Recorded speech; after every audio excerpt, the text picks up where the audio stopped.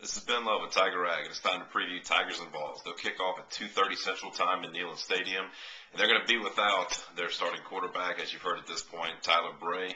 He of the normal 2 touchdowns and 200-yard performances. Well, he got hurt in the Georgia game, sprained that right thumb on his throwing hand. So Tyler Bray out, Matt Sims will be in. Now, Sims played against LSU last year. He was the full-time starter for the first 8 games in 2010.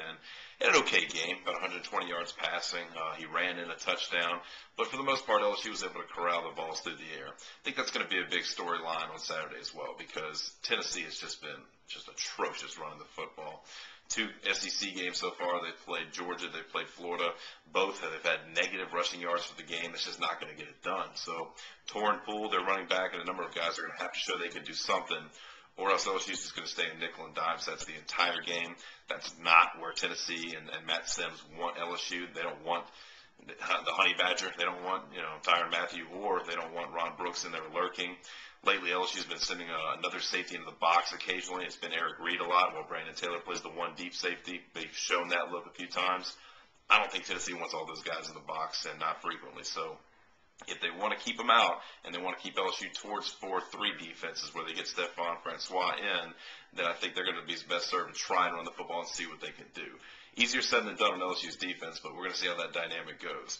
Now, when Sims does drop back to throw, he'll have Derek Rogers to throw to, a great talent, but he does not have Justin Hunter. Justin Hunter's still dealing with that knee issue that he suffered against Florida. So let's look a little bit at that Tennessee offense. On the other side of the ball, when Tennessee's playing defense, Malik Jackson, defensive tackle, is one of their only returning guys in that front 7. He's somebody that anchors that group. Who blocks him for LSU is going to be a good question. P.J. Lonergan, what we're hearing, he's likely not going to go. As of Wednesday, he had not practiced yet for LSU, so that's LSU starting center. May not be a go from what we're hearing. If not, expect T-Bob Aver to get the start again at center like he did playing in the second half against Florida.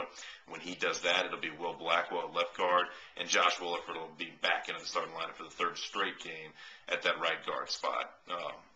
If further injury would occur, you can expect Will Blackwell to be the emergency center. So if he ends up coming in and you don't have T-Bob for whatever reason, then you'll have Blackwell at center in some combination of Leo Collins and Williford will play the 2 guard spots. Everybody else in that line is ready to go. Everybody in LSU's offense, as far as we know, is healthy at this point. As far as the rest of that Tennessee defense, Prentice Wagner in the secondary is probably their best player back there. Now with no more Jansen Jackson, obviously. But Prentice is somebody that Jarrett Lee will have to steer clear of when he's throwing some of those deep balls. But LSU really should be able to run the ball. Tennessee has held opponents to about, 135, 140 rushing yards a game. But those opponents are only rushing about 32 times a game. LSU runs it closer to 45 times. So if they can keep chipping away and they keep running with Alfred Blue, Spencer Ware, and if Michael Ford gets back out of the doghouse from his fumble against Kentucky, then I think you'll see them be able to have some success and really wear them down and get into the second half.